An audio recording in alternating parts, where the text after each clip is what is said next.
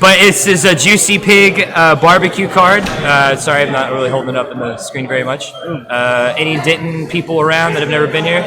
It's local barbecue. It's phenomenal. Go try it out. It's actually right down the street. They're Mopica. They have macaroni and cheese on it. Oh man, That's what's up. That's what's up. time. Oh, perfect. So first place is actually getting this $15 card as a pot bonus, I assume. That's pretty cool. Yeah, that's awesome. So yeah, anybody who hasn't been, come to Juicy Pig, and if you are entering, good luck. And if you want one for free, come into. I'm coming in bracket for that card. I'm going hard in bracket for that card. You understand? Hey, can you write the names of the on there and just read them to me so I can read them versus trying to hear you? Yeah. Cool. All right, so we're finally getting into this first game. I was totally wrong on the names. Uncreative and Oreo. I actually played Oreo a little bit before the tournament started. I believe he plays Pikachu and Marth. He threw out Zero Suit against me, but he did also throw Zero Suit against me. But yeah, and then Uncreative I didn't get to see, so this will be new.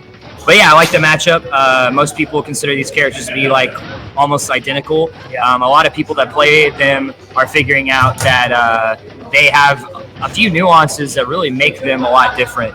But all in all, their speeds are about the same. Marth has a little bit more range. He also has a tipper effect. If you guys don't know, if you hit him with the tip of his blade, he has significant knockback. It also kills very, very early. Lucina, on the other hand, she has a little bit better grasp on dragging her opponent's places, a little bit more quick on her feet. So all in all, it'll be a pretty interesting matchup to see how these guys. shield break. Mid shield break. Then Marth, as I was talking, kind of took over the show. Full like 80%, barely being touched. Yeah. One of the things I noted, I think one of his smashes compared to Lucina's actually moves him substantially forward. Yeah. It moves him way more forward than Lucina's does. Right. Plays into the tipper effect because that's gratifying. Yeah, and both these characters have these little, I like to use the word cute, but they have these good little mix-ups with their jabs and their tilts to kind of extend combos and keep their opponents guessing with their blocking or their dodging or roll dodging, whichever one they prefer. Good tech. The Lucina's really doing a good job of getting back in this, doing some damage regardless of this stock exchange. It'll put her in a better position to not get let the race get too far away from her. Right. She's really holding on to the stock though at 154%. Not a lot of forward smash from the Marth so far, which is surprising considering the damage spread. Even a raw one, ooh, that'll do it. That good up smash with that slide hitbox at the bottom of his foot. Ooh. Shield breaker. Shield breaker, good. Good to take the damage versus to take the shield. Yeah. A lot of players that are watching that want to get better. That's one of the things that if you have to take the hit versus taking the shield, because if you break the shield, you die. Yeah. Trading dancing blades. Yep. Oh, expected the Marth to get behind her, but not quite. Good follow up to not make that catastrophic though. The Lucina trying to keep the stage. The Marth uses the platform well to get back to the middle. Yeah. But she finally gets that kill. 47%, not too bad. But if Marth can place, see, just like that. If he can get a well placed tipper, Yeah. it's an easy kill. But Lucina is doing really good about not giving him that perfect spacing. Yep. And the Marth is really just gonna hopefully. Ooh, good catch on that roll. If you would have timed that any earlier, it wouldn't have worked. Would have caught in that dodge frame. Yeah. But I think that going into game 2, the Marth will probably play a more patient game now that he's gotten the aggro down. More than likely using the range to his advantage. It's going to be the biggest thing for Marth in this set, at least against Lucina, is getting that extra inch of sword versus her. Yep. Oh, we're going to go all Fire Emblem for the set, but we're going to change to Corrin. So that kind of throws my range thing out the window. Corrin has the Lance of the Gods. Yes. No pun intended. But yeah, so see how that plays out. So side B is kind of Corrin's little in-character built gimmick. Gimmick's not really the right word. Nuance. Let's say that. Yeah, there we go. Yeah, and it's really, really good. It's something you just really have to play patient around. And I think the Marth, as long as they can wait for it will do good things against it. Good nair. Let's see, who picked the stage? This would be Corrin, so Uncreative picked the stage. That's it. I mean, it's a good stage pick because nowhere to really hide from Corrin's lances. And, or a neutral B. Yeah, or the charge shot, yeah. Which will be another thing in her advantage, is having a ranged attack that also sets up kill moves and also does good damage and stuns. Yep. So we got a pretty even game right now. Just check on that. Charge shot, no. Would have followed up the pin. Oh, try to get him with that shield breaker out of it, spaced it a bit. Oh, that was good. That was well spaced. Shield break. Yeah. So I wonder if the Corrin will pick up on one of the Marth's approaches that he likes, is he likes to full hop, air dodge to bait the reaction, and then go in with an attack. There, for instance, I don't know if he was expecting to go for him in the air, but it looked like a bait to me. Yeah. Misspacing the forward smash on the ledge. Yep. That would have been a cute kill. Oh, Up good up air. Good. That was a good weight on it, too. Yeah. Waited until he navigated a little away from him to give him the idea he wasn't going to do it. So we got an even game, 0 to 3%. Oh, tries to get a combo going, drops it. You know, for all the tools Corrin has, Oreo has more or less got Uncreative's kind of general play style down. Yeah. And Uncreative tried to mix it up a little bit, but still like having some of the same habits, which is, I mean, you play a Fire Emblem character. It's true. I mean, I think a lot of it for me is the Corrin is being more reactive than proactive.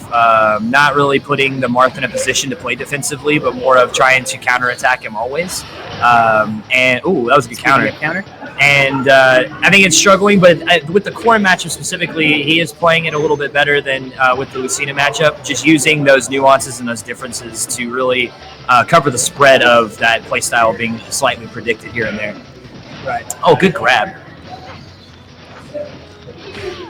Oh, and catches him with the lance, and he will get it. And in case anyone didn't know, that lance at certain points in time, if you get it stabbed into the ground as well as in your opponent, it will stun them, and they will be forced to eat that roundhouse kick that she does. If you can mash, well, I'm sorry, I keep tapping on the table. If you mash well enough, you can actually break out of it. Oh, okay. I thought that there was a specific animation she does where it makes her paralyzed for a minute. Or them paralyzed, excuse me. If most Corrins aren't going to give you the chance, like if you're pinned, most Corrins are just going to go immediate. Yeah. But if, like, say me for example, I like to wait a little bit to see what they do. Right. The only option is to mash, and usually more often than not, they'll mash out of it, and yeah. Right on. So we got a 1-1 set. We got to switch to Cloud. I did not know he played Cloud as well. Decided to go to Town and City, which is a good set for Cloud. His up air is a monstrosity, and it's going to be super easy to harass them with the platforms below him. Corrin as well has a good up air, but I think the Cloud is looking to get those kills earlier to not have those games go into a percentage battle. Oreo's not respecting the side B. Nope. Keeps eating it. I think he picked Cloud to kind of give himself a counter to the counter pick for the Marth. So now they both have their projectiles. They both have their that was a very good choice to do that the side B instead as opposed to wait. In that moment, I would definitely be wrong in saying to wait for that on that one. Yeah, still a very, very even game. The Corrin has definitely caught on to Oreo's player habits a little bit. Yeah, getting good punishments off of it, and really just doing a good job of keeping the damage even, even being under on all three games. Oh, dash attack's not going to do it quite. Got a full bar, and he catches it with a side B. Good stuff. Very, very good. The worst thing about that is that the Cloud is always going to get extra meter on top of getting the kill off that. Oh, good up air. Even game. It never registers with me. Yeah. All right, so break out with a side B into the roundhouse kick again. He keeps eating the side Bs. If he would just oh, there he goes. He actually blocked it. Yeah. Yep. Oh, catches him with that. Oh, he doesn't react to it fast enough to get the setup off of it. Yeah. Cloud trying to wait, get a nice little patient wait to get around to the side B again. Oh. Thought he had a good spacing to not have to shield, but didn't account for that extra range on the last one. And I really like that Corrin has accepted to slow down in the pace, especially because he also has meter and because you have a 40% lead. Right. Very, very good habit to have as a player, especially going into game 3 when you lost game 1. Yeah. To just kind of make sure that you're the one dictating the pace. Oh, good good air dodge into the up air, and then has a risky up B that gets punished for it. Lands on the stage. I think he meant to grab the ledge. Eats a side B for it. Cloud has taken full control of the stage at this point. We'll Good see dodge if backwards. Oh, yep. That would have been some massive shield damage. That was very good spacing on that dash attack too to set up for a down tilt afterwards. That was moderately safe. Oh, gets the counter to take the set. And I also liked that was one of 2 counters that he did, and both counters were effective. Yep. Very, very good. Very impressive to see so many characters in the first match, and we got to see no O2s, just a full-on spread. Good slobber knocker, as you would call it. I like the general swordy theme of the whole set. Yeah, it's pretty cool. For sure. But yeah, both. So we have Force versus SG German coming to this the stream next. But yeah, I just wanted to comment on really I was